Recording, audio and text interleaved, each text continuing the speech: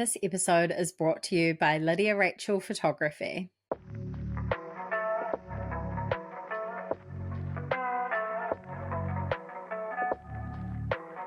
Welcome back to the Kiwi Wedding Podcast. My name is Lydia. I'm a wedding photographer at Lydia Rachel Photography and your host. Today I'm chatting with Tania, a recent bride and on-the-day wedding coordinator herself with her business 88 Events.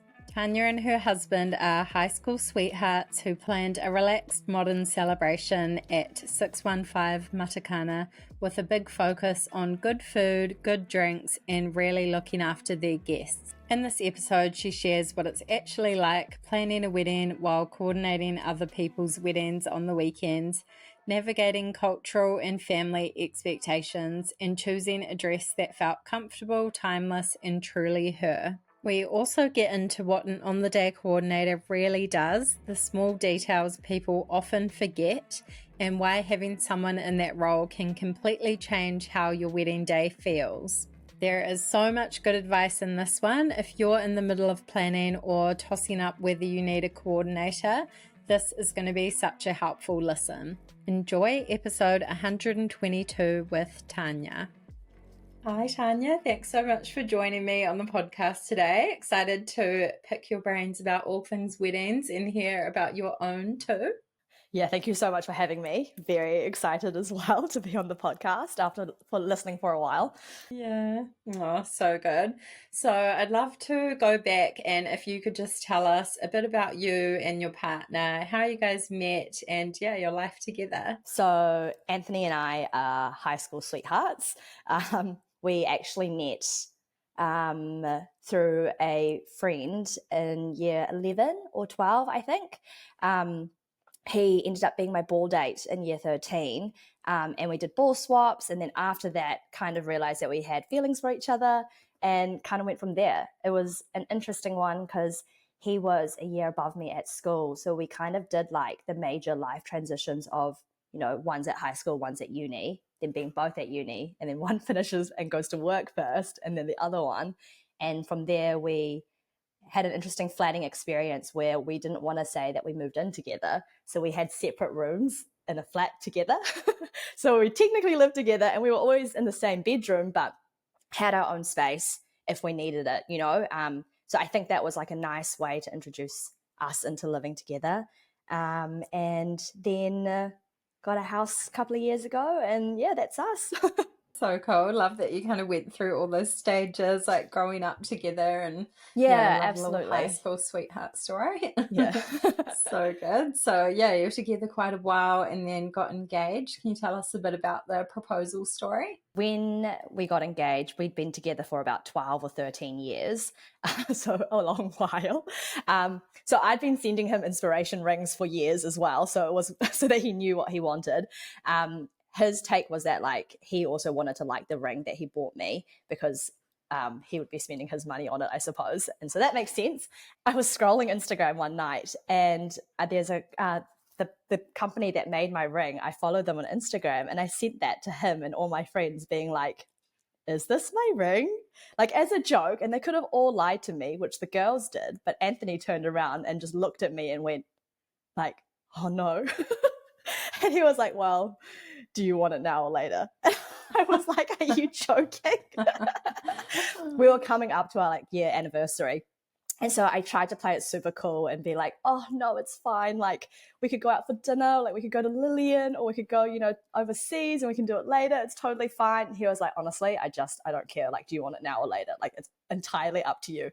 And I just was like, yeah, I want it now. Like there's no pretending that I'm not hyped up for this because I absolutely am. And then he took me to where he was hiding it, which was in the study. So we were just at home at this time. Went to the study, pulled it out.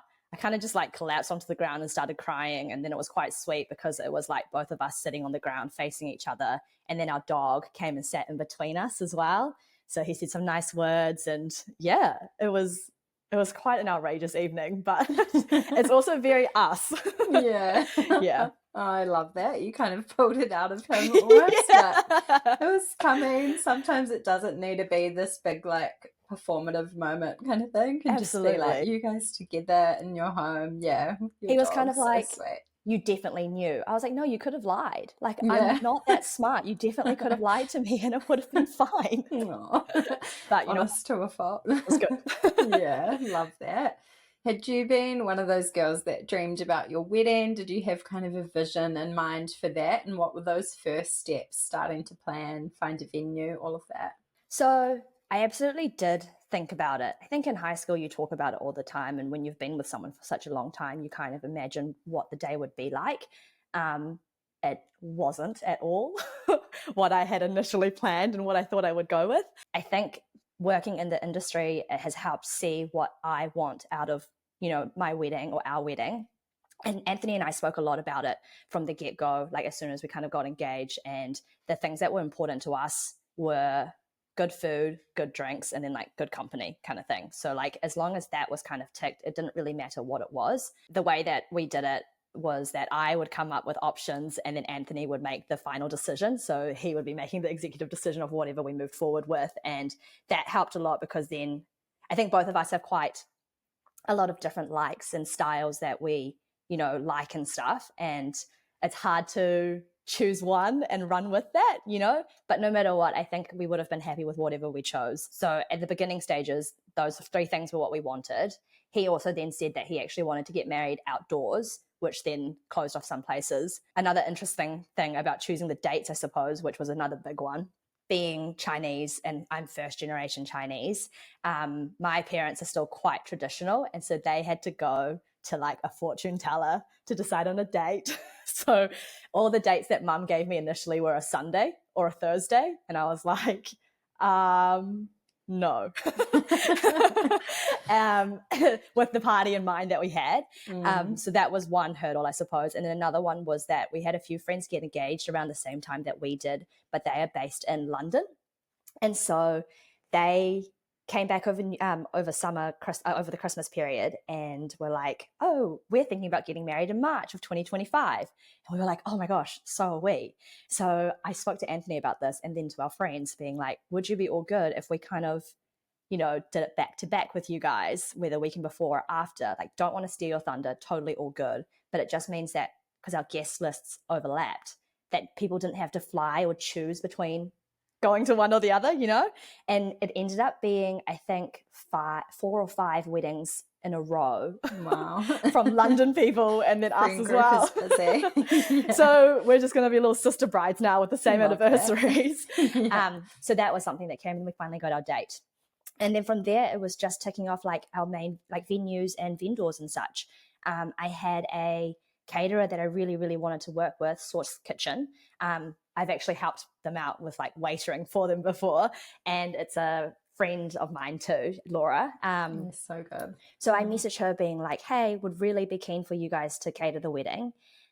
What venues do you like? And, we're kind of looking for somewhere that's a bit more modern or a bit more like architecturally based, rah, rah, rah. And so she was like, cool. She sent us a few options. We looked at those, narrowed it down. We also looked at options where the venue provided full catering too. And then we ultimately decided on 615 in Matakana. So that was really cool. And then there was just the rest of the vendors. Photography, we had a friend who had Jesse and Jesse at their wedding. And he came like highly recommended. So I met up with him. Our on the day coordinator was Jules from Dream Events. And she had also worked a friend's wedding as well. And so that's where that recommendation came from. So a lot of our vendors were definitely, recommendations or had worked with before. And that made it a little bit easier to decide, like what we wanted and what direction we wanted to go in. So good. Love that. Some great vendors in there, worked with or know a lot of them, but yeah, amazing. And such a cool space there, 615 as well. Yeah. It's a beautiful spot. Yeah, absolutely. I think it was cool because it had the outdoor environment where you could have a ceremony area and they've got like a waterfall in the background, but they also have a very beautiful building as well. So kind of captured what we both wanted, which was like modern architectural, but also outdoors. And yeah, you've mentioned a few things in there, but were there any other kind of like top priorities for you, the most important elements in the day? There were things that we knew that we didn't want to do, like favors wasn't something that we wanted to focus on.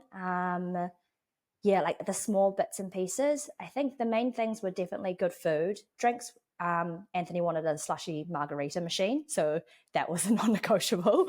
I think trusting the people that you were working with and making sure that they would carry out your day and execute it to kind of your vision. But again, we're both quite relaxed people, so the vendors that we chose, we trusted them, but we also knew that it was just going to be fine, so that was pretty much it. I think I found doing styling a little bit difficult. We had originally gone for like a, like forest green and white kind of vibe. And then I got targeted on Instagram, as you do when you're planning, that it was going to be like the trend of 2025 or something. And that really pissed me off. So last minute, I decided to change it a little bit. Not by much. I just ended up adding some like dark egg blue and also like really deep red or like maroon red into it, just to give it a bit of pop and maybe be a little bit different.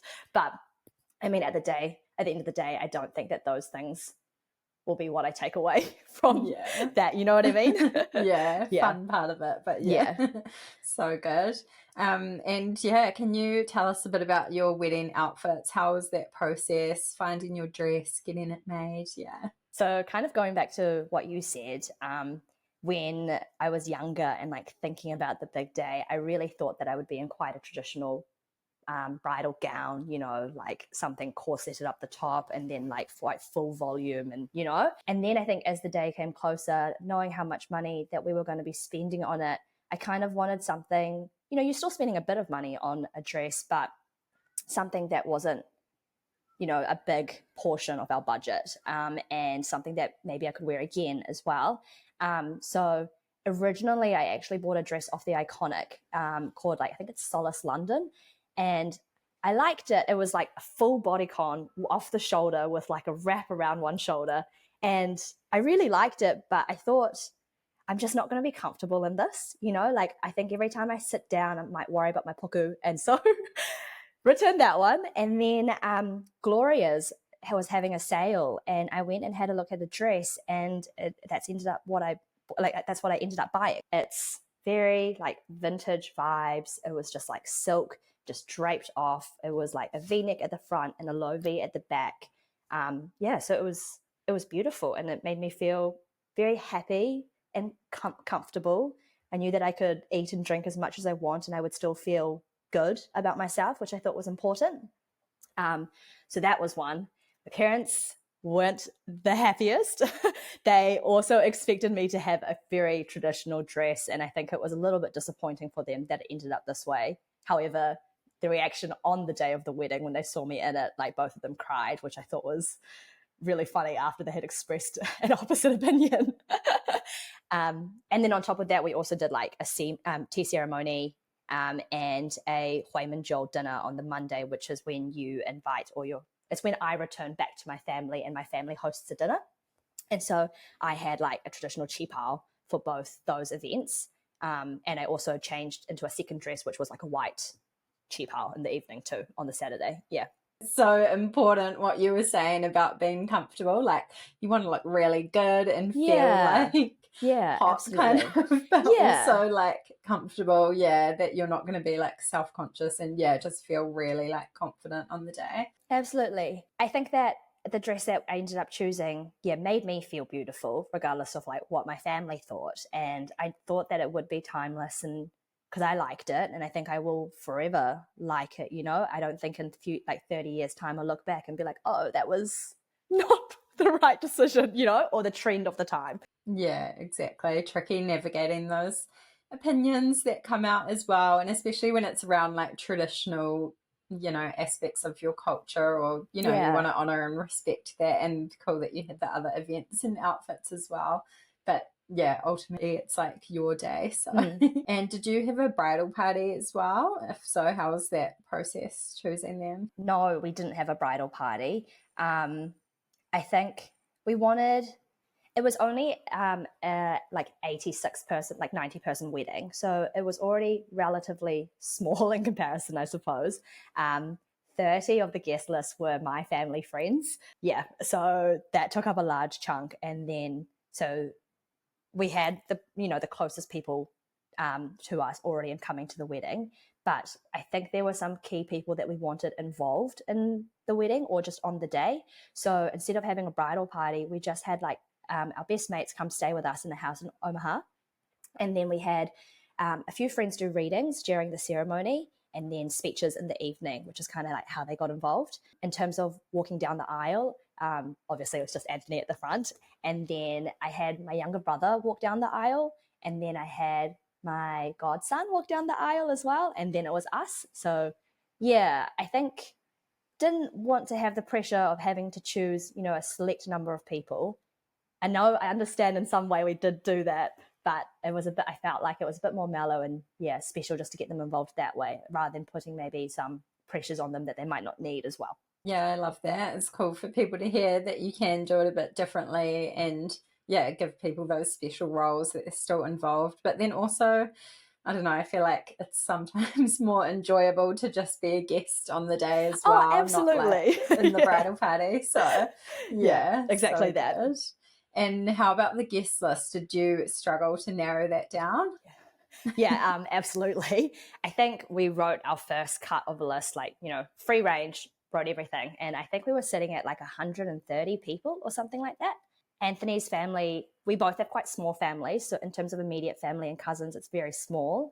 But you know how we're kind of, first generation Chinese and New Zealand kind of thing. And so the way that my parents kind of had it was that we invited a lot of family friends who had the same experience and who, I've grown up with. And that ended up being quite a lot of people. I think in Chinese tradition, it's not really a day about you and your partner. It's kind of more about the families merging as one. So I think the vibe is that you want to show it off to as many people as possible.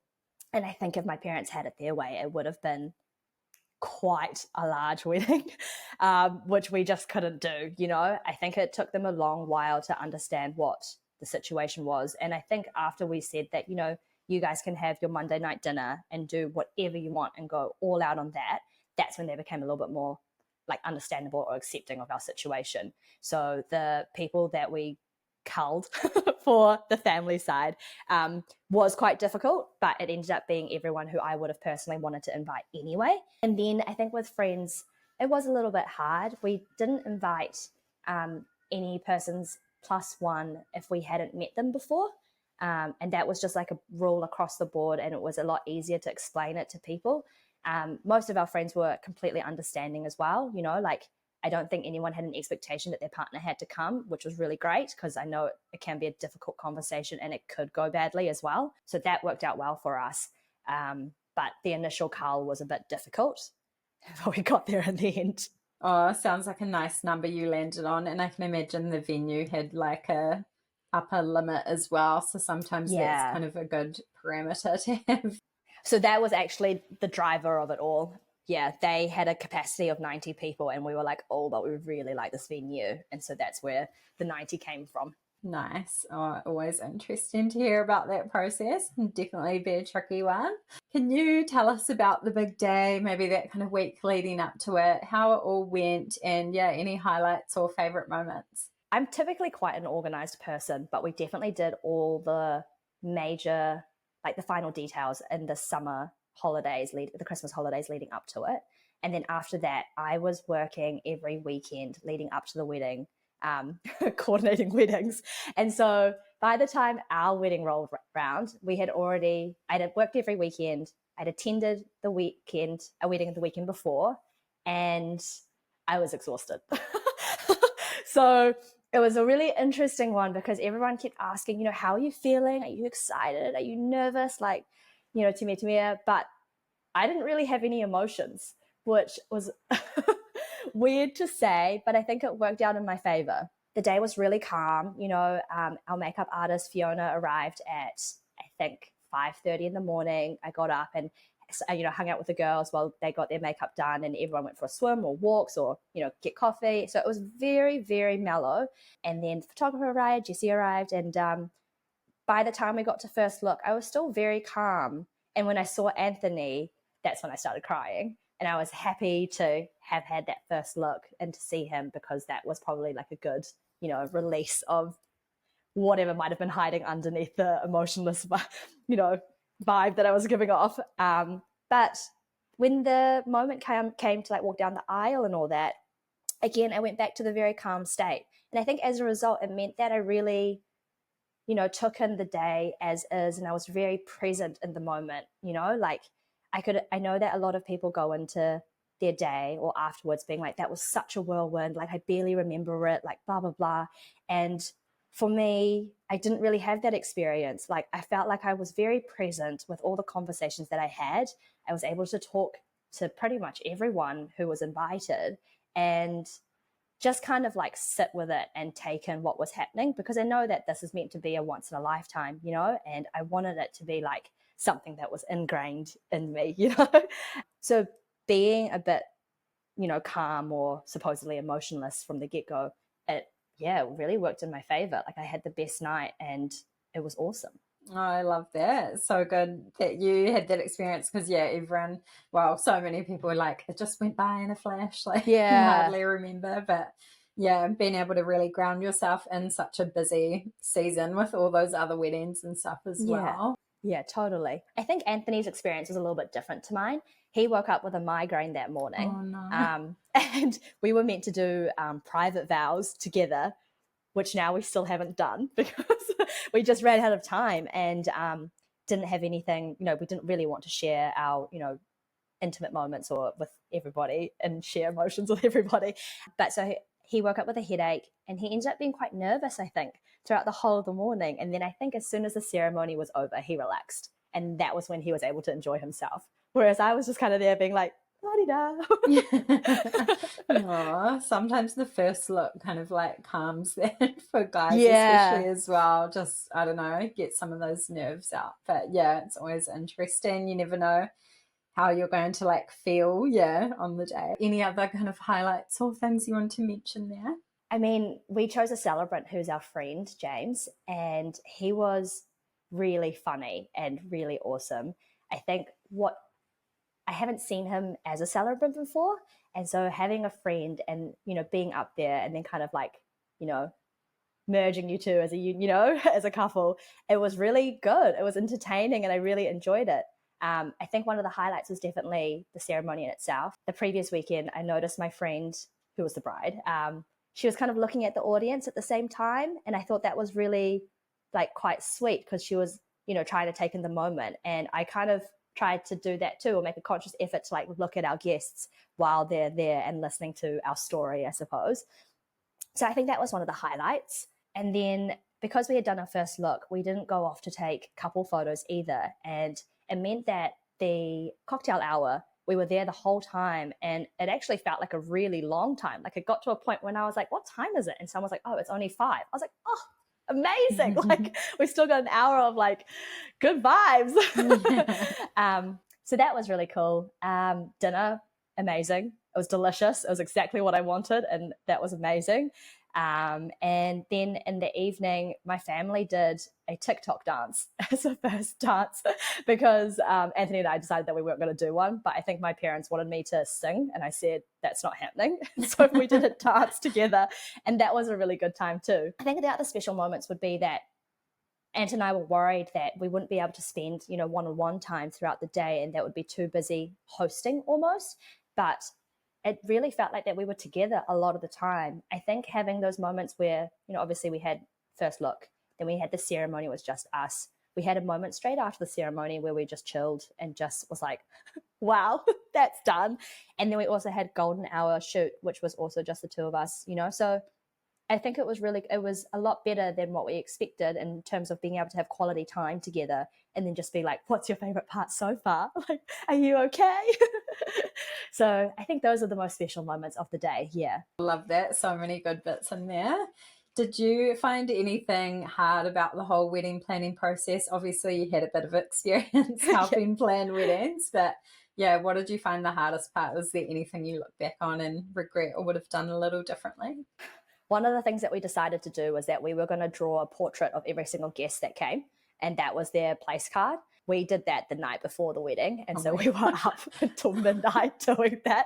So I would say that's a regret and start earlier. My friends had all been like, you should do, 3 or 4 a week.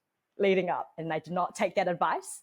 But in terms of like the planning process, I think we handled it quite well. I think one of the things to keep in mind is maybe not to get so caught up in wedding planning and talking about it all the time, because that can definitely take over your life and become something that is all you talk about, particularly because we had friends who were organizing theirs at the same time.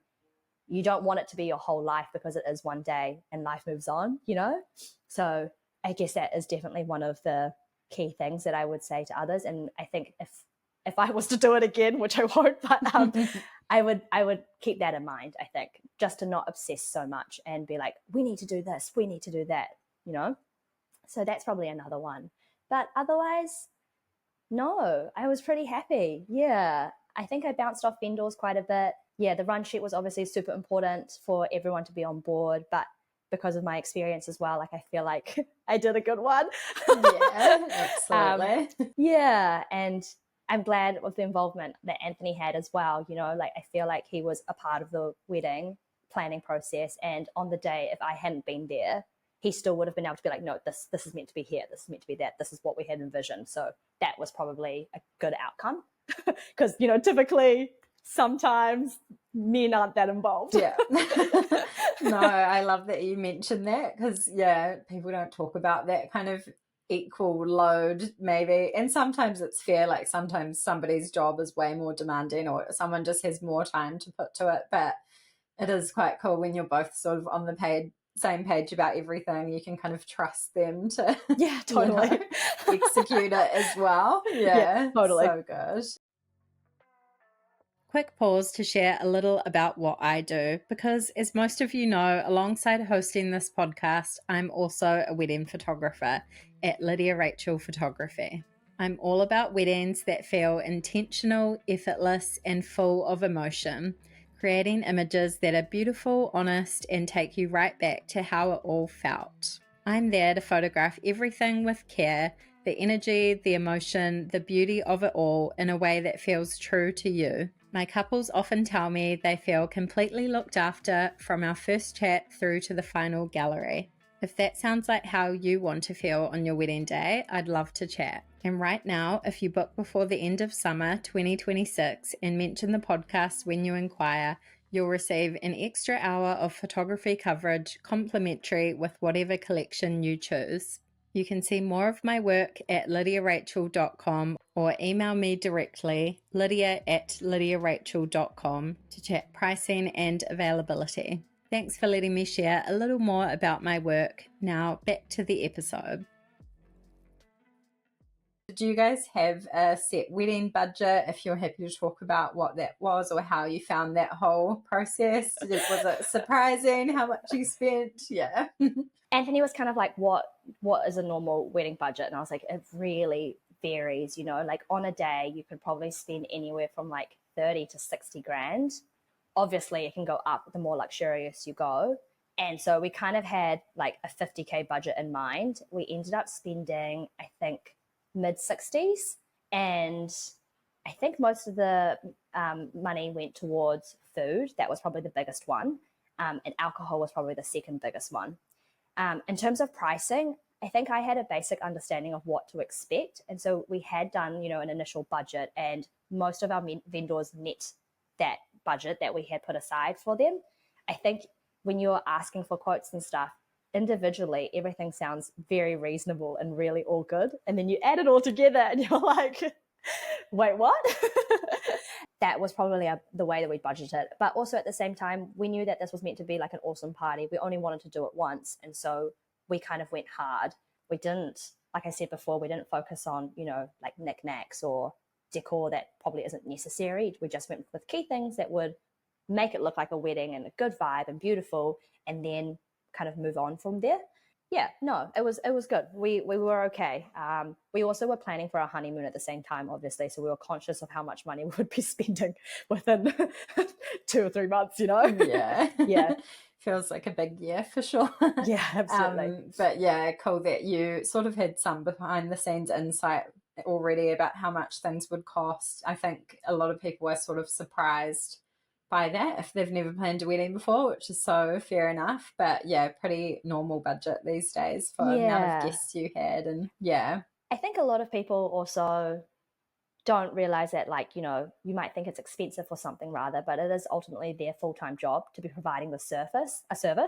And like, if you think, living wages are X, Y, and Z, like, you can't complain about one, something being too expensive or whatever, because this is how they make their living and this is how they survive. And of course you can find a range of budgets and whatnot, but you just have to make, decisions on whatever fits with you. Yeah, I could have a whole podcast chat about that and just people saying, oh, it's wedding tax as soon as you say wedding, but it's just, this is people's livelihoods. They're not just charging you just because there's a reason for it if you break it all down usually. So absolutely.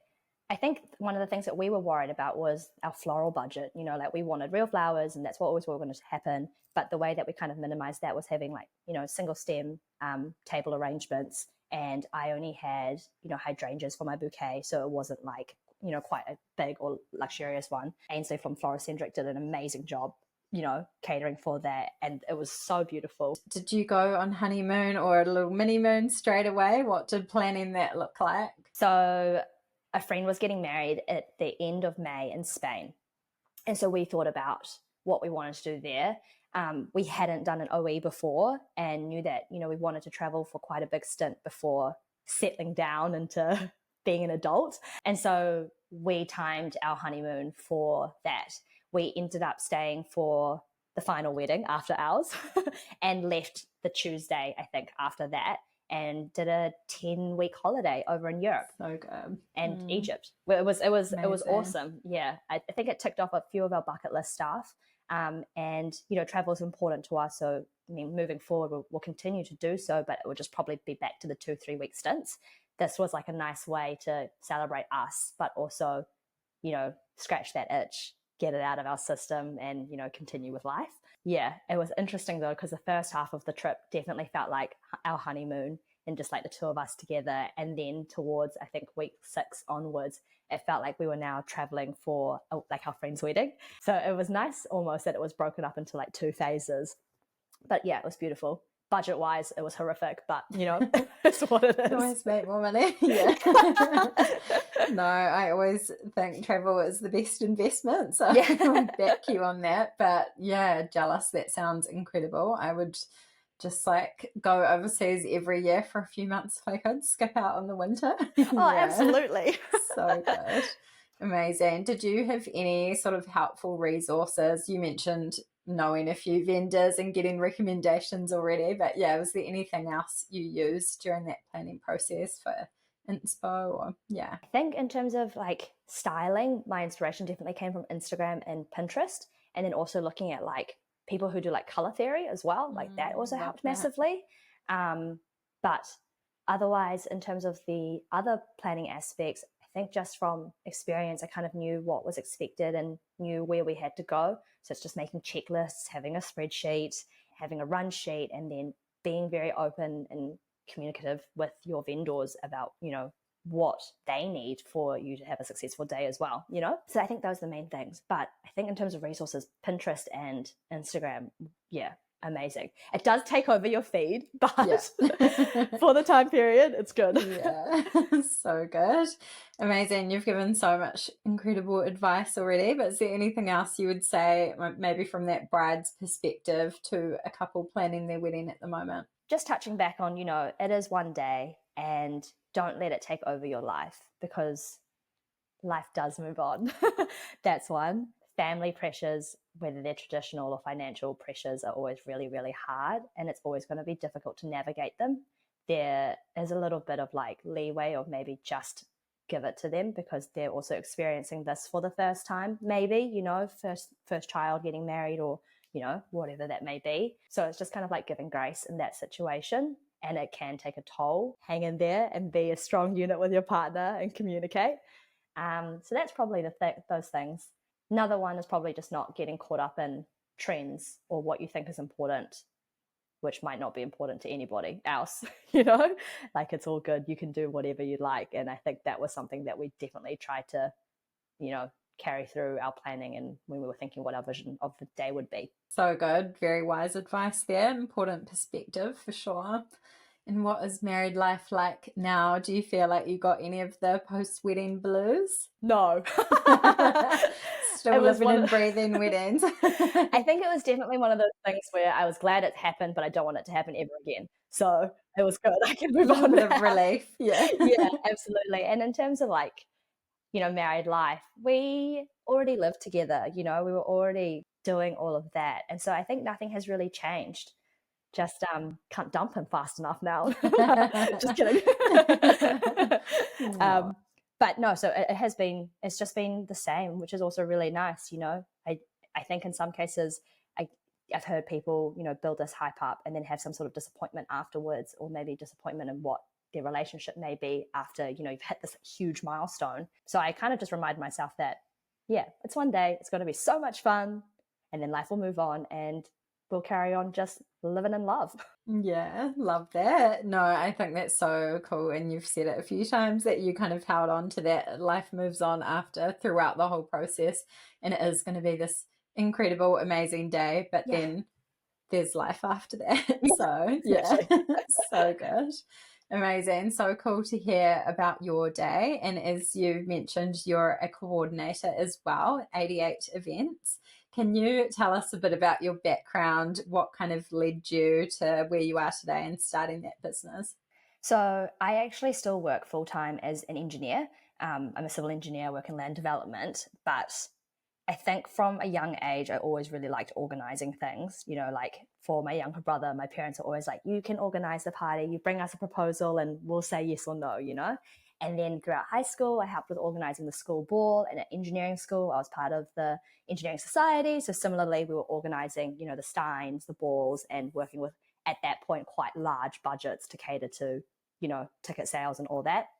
And I think when uni finished, where there wasn't really a chance to get dressed up anymore and, hang out with your mates in a ball setting. And so a friend and I started organizing charity galas, where, ticket pricing would go towards a charity, and then open bar and food on the night. And so I think throughout life, I've always loved throwing big parties and organizing it. But I think the main thing for me was having a tangible reward, immediately you can see how much fun people are having, and it's just a short term, you feel great about it. And that was what was really important to me. I think around 6 years into my career of engineering, I realized that this was me for the rest of my life.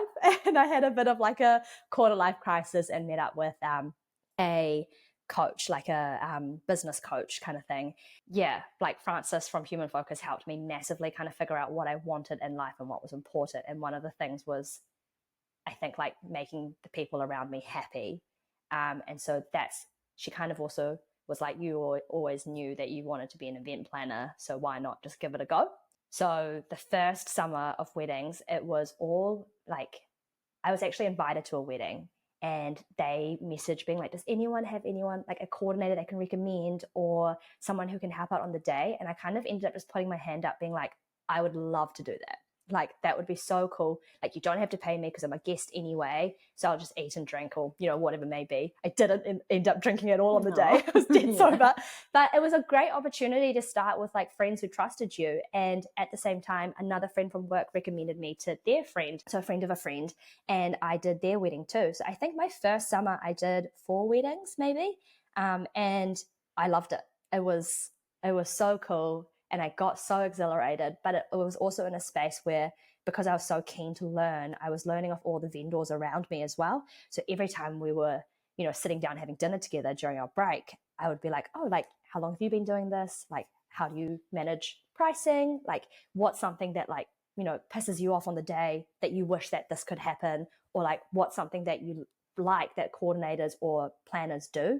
And so it was really cool to get inside knowledge from, the people around you and the people who I've ended up working with multiple times. The other thing with being an engineer as well is that ultimately we're doing project management day to day of our projects, our construction and all that type of stuff. And so even though weddings isn't the same, it's still the same skill set that you can take from one to the other.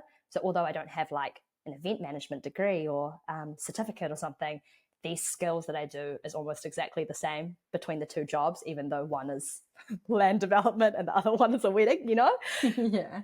Some crossover skills for sure.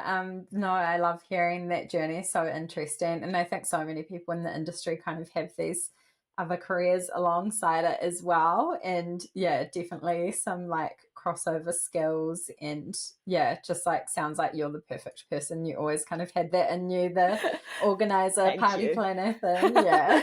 I think one of the things that my coach had said to me as well is that like being realistic with the way that you want to start a business or change industries. At that time, we had bought our first house, and it would be a bit silly to be like, I'm quitting and I'm going to start this. So I'm still kind of in the half stage where I only take on a certain number of weddings in the summertime so that I can fully focus on that and not let down the wedding side or the engineering side. I kind of want to be present in both cases and give it my 110% for both. So that's kind of the balance of where I am at the moment. Yeah, no, very wise to do. And weddings are very seasonal in New Zealand usually. So you kind of have that busy period and really works out with managing both things also. Can you tell us sort of what your role actually involves on a wedding day for someone that might not know, and how is it kind of different to a full service wedding planner? So a full service wedding planner will help you and meet with you, see what your vision is, and work with your budget to, essentially plan your entire wedding. They would provide quotes, offers, services from other people, and you make the decision, but the planner will be doing everything from, beginning to the very end. On the day, coordinating, which planners also do, is the person who takes everything that has been planned and executes it on the day. So my role as on the day coordinator, the way that I kind of run it is that I'll have an initial meeting with someone to see if we are a good fit for each other and if we're the right vibe and if it's something that I can take on. And then from there, I'm just like, feel free to contact me whenever you need. Any questions, it's all good. I'll help you out whenever you want. And usually it's people being like, do you have a recommendation for this? Or like, what do you think about, this vendor, or have you worked with them before? Or what is your experience with like rainy days, or backup, blah blah blah. So that's one thing. And then usually I reach out about like 2 months ahead, and that's when we start knuckling down on their run sheet and their vision for the day and the setup and all that is required. So on the day coordinators do everything. Yeah. I think for me, you can do setup, pack down. You have running the day itself, executing everything that you have and making sure it goes. It means that your friends and family can stay as guests. It means that if your MC is also a guest, they also don't have to look at the time at all, because I've got that for you. Pretty much I will be saying to the MC, hey, it's time for you to speak. And then I'll just grab the microphone off them again. And that way they can really enjoy themselves and not worry about timing of anything. We manage, timing of the day, when the photographer wants things done, when food should be let out, when people should be ushered to their spaces, when they should be ushered into the reception area, how the speeches are going. Does food need to be delayed a little bit? Does it need to be brought forward a little bit? When do you take the cake out? I also, play music for when you want, if you don't have a DJ. So I'll be in control of, walking down the aisle, the procession, the signing songs, the recession, and all that stuff. So it's a lot of the small things that absolutely your friends and family can help you out with, but you kind of want to treat them as guests and, like shout them a special day too, because it is them celebrating you. And that's what a coordinator does. It takes everything off your hands and make sure it runs smoothly so that you can relax and your friends and family can relax, and you know that it's going to go perfectly. Yes. So good. Oh my gosh, I'll never stop singing the praises of coordinators and saying everyone needs something. But yeah, even just all those little things you mentioned, and some people can kind of delegate that to multiple different people, but it's just like so much more people to manage, and there's so many little things that everyone's looking to that point person on the day, like when's this going to happen, what's next, and absolutely. Just having that one person, not people coming to the bride and groom all the time, or the whoever the couple is, and or your family and your friends, like you say. So helpful. So incredible to kind of hear about every little thing you do and more. Lots of problem solving as well, I can imagine. I think one of the bigger things from before the wedding day is the run sheet itself. Like now I've gotten to a point where I will provide couples an example of run sheets, so they know the level of detail that is kind of required. Because in previous experiences, you get ones that will just be like, hair and makeup starts, photographer arrive at venue, wedding starts, wedding finishes, food starts, dance starts, and you're like, okay, a little bit more than that. But, yeah. And those are key moments for sure, but it's like it's a lot more detailed than that. Like, where are your guests going to go straight after the ceremony? Like, do they know, is drinks going to be served on arrival? Are drinks going to be served straight after, or you want to go straight into group photos or something? Like, it's small things. Okay, cool. When do you want to move flowers or plinths or decor around, or who's going to be doing that? And it's that type of stuff. So important. I think a lot of people are like, oh, we'll just wing it, we're so chill and relaxed. But yeah, I always say, if you want to be chill and relaxed on your day, then be super organized beforehand, and then you can be. Totally. Absolutely. So good. What kind of point in the planning process do you recommend people coming to you? Do you like to kind of come on board quite early in the piece, or what does that look like? I think most people who come to me have already got all their vendors sorted and all the major things booked. I'm kind of one of the ones that comes in last, I would almost say. And they have all their vendors, they give it to me. And when I talk to them first, they already have a vision of how their day is going to go. They know that they want a ceremony here and they want to do reception here. They kind of know how many speeches are going to happen. They know what the catering is. So it is a bit of the last piece to the puzzle. I think I would recommend people coming to find a coordinator anywhere between like 6 to 12 months out. I think that you can still find one in that space. There's plenty around, so it's just finding someone that fits you and someone that you vibe with. Or if I think that if there's like bigger names that you want, then definitely go for them 12 months, 18 months out, because they're the ones who are generally quite high in demand.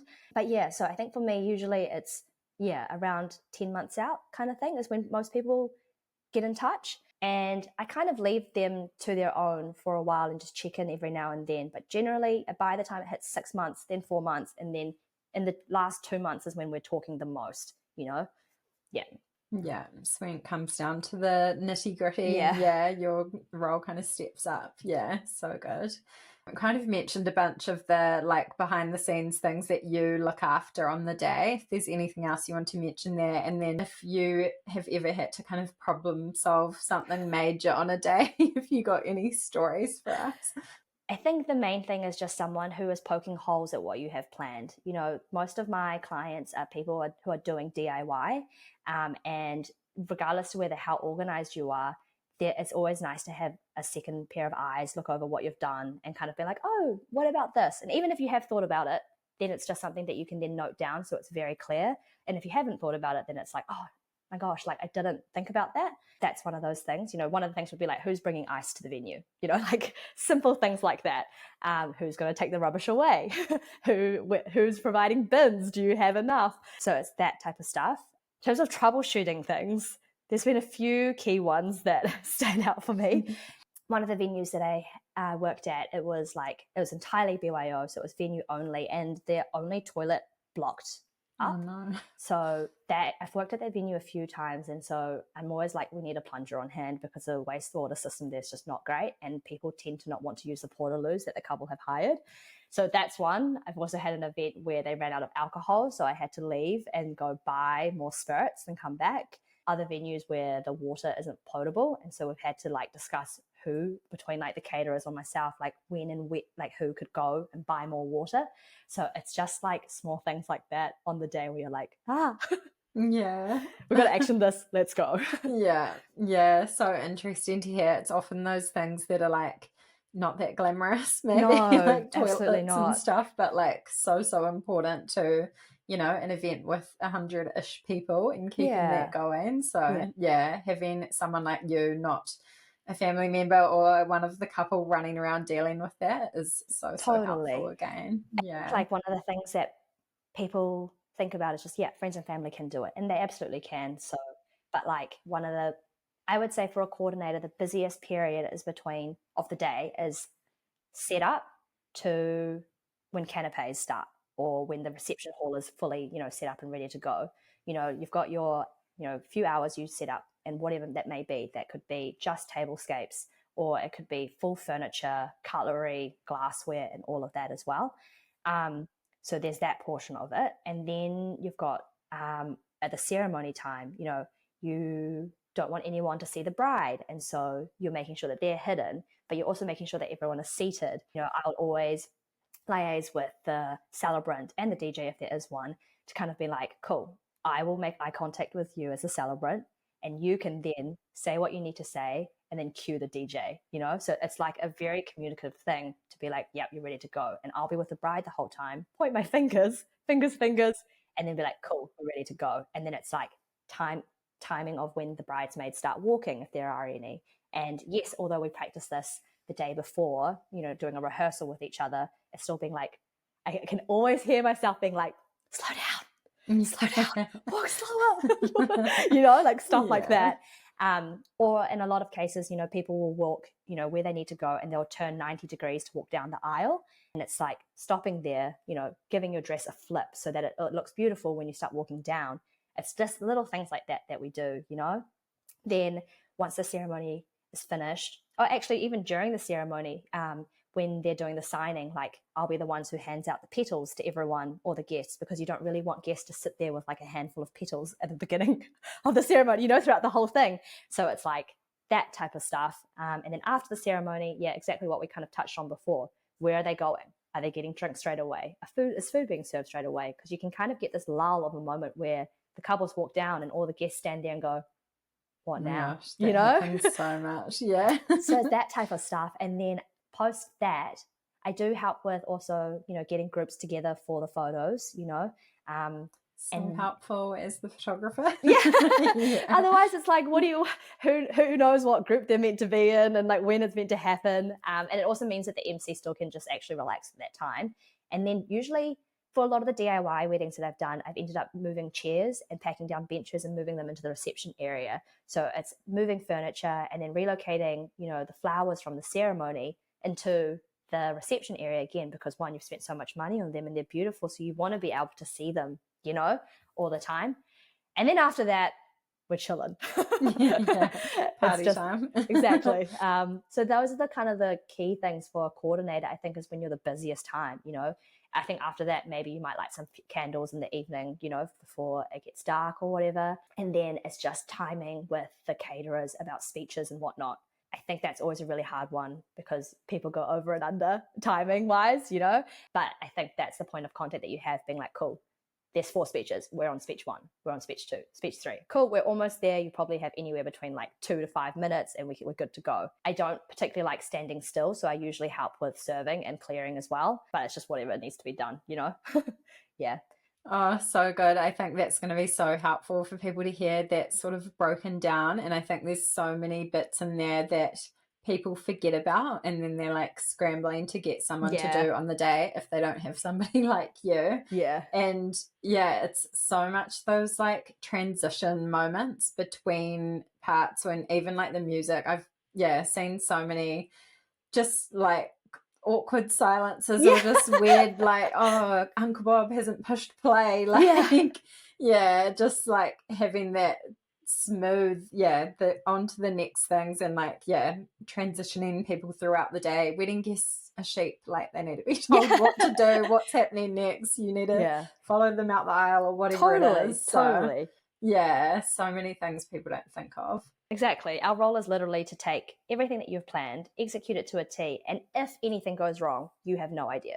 Like that's the whole, that's what our role is. And we work with venue managers and the catering, whoever's managing the caterers as well. Like we're essentially all on the same team trying to execute your day to the best of our abilities, Yeah. And as a wedding vendor myself, and I know a lot of them will say this, it's so helpful for us, like such a support for all the vendors, just having that key person on the day. So I'll just keep forever raving about you.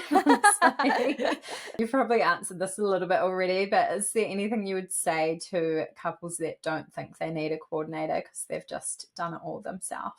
I would always strongly recommend one. If you think that you can do it yourself, like it doesn't hurt to even chat to us just to double check what you have, even if you don't need us for your day. A lot of coordinators will offer services where you can just check in on your planning side of things, and we can just again, it's poking holes. It's getting a second pair of eyes from a professional who does this, you know. You might be the most organized person, but again, there might just be some things that are missed out. I think that if you have the financial means to do so, I would absolutely encourage you to get a coordinator. It kind of goes back to you're spending quite a bit of money treating your friends and family out. You want them to stay as guests and you want them to have a good time and not have to kind of be on the job, I suppose. So if you do have the financial means, I would, highly recommend it. You know, we obviously had one for our wedding. It was a non-negotiable. And that would be what I would say to people. So good. Love that. This episode's going to be so helpful. Is there anything else that we missed or any last bit of advice you'd like to give? I think in terms of like from the coordinator side and talking to, couples and whatnot, it's same but different to my advice from the wedding day stuff for myself. But just don't get caught up on trends or what you have to do or what you don't have to do. I'm a part of a Facebook group, wedding discussion group on Facebook, and I see a lot of people posting being like, oh, like, do you think that we have to provide treats for everyone? Do you think we need to, do this or do that or blah, blah, blah? And it's like, you can honestly do whatever hell you want, and everything is acceptable. There's no right or wrong answer, and it's just what you would like to do on the day, And then in terms of like planning and the coordinating side, I think, just would so highly recommend it. I know it's a little bit of like a leap of faith to put your trust all in one person, but I think it's just keeping in the back of your mind that they do this professionally, and for a lot of people, they do this for their living, and so they want to make you proud. They want good reviews. They want to execute exactly what you've planned, so that you have the best day ever and it is executed to your vision. So that's probably all. Yeah. Love that. Such good advice. I think, you might have been to some friends' weddings and stuff, but a lot of these vendors have been to many, many more weddings than you, and just being able to tap into that insight and experience is so key. So yeah, absolutely. Amazing. It's been so lovely to chat to you today. Can you let us know where people can find you, follow you on socials? So I'm in the process of making a website at the moment, but I am on Instagram under 88 events, so you can find me there, and my email and all that is on there as well. Perfect. We'll link everything in the show notes as well. But so lovely to chat. Thank you so much for coming on. Thank you so much. It was really fun talking about it and reliving it all.